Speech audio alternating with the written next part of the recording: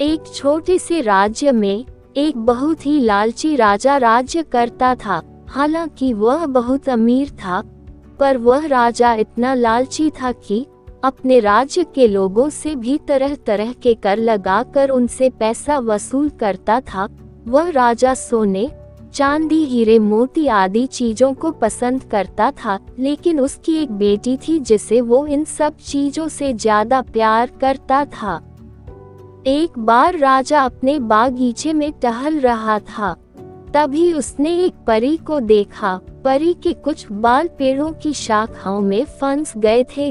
राजा परी के पास आया और उसे बाहर निकालने में मदद की।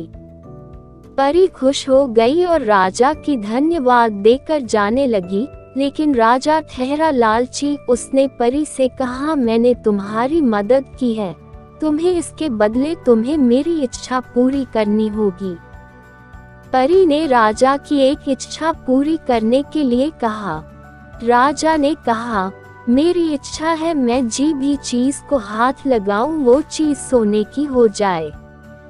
परी उसकी आभारी थी। उसने राजा की इच्छा पूरी कर दी और वहां से चली गई।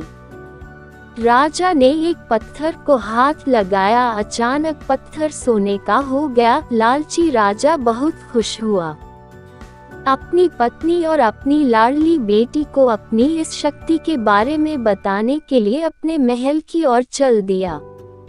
रास्ते में उसने कई पत्थर और कंकड़ को छूते हुए और उन्हें सोने में बदलते हुए देखा। जब राजा अपने महल पहुंचा तो उसकी बेटी उसे बधाई देने के लिए दौड़ी। जैसे ही वह उसे अपनी बाहों में लेने के लिए नीचे झुका, छूते ही बेटी एक सोने की मूर्ति में बदल गई। राजा तबाह हो गया और रोने लगा और अपनी बेटी को वापस लाने की कोशिश करता रहा। उसे अपनी मूर्खता और लालच का एहसास हुआ।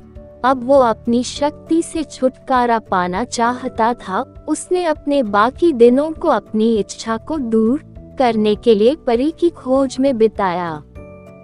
कहानी से शिक्षा: लालच करना अच्छी बात नहीं है। लालच हमेशा पतन की ओर ले जाता है।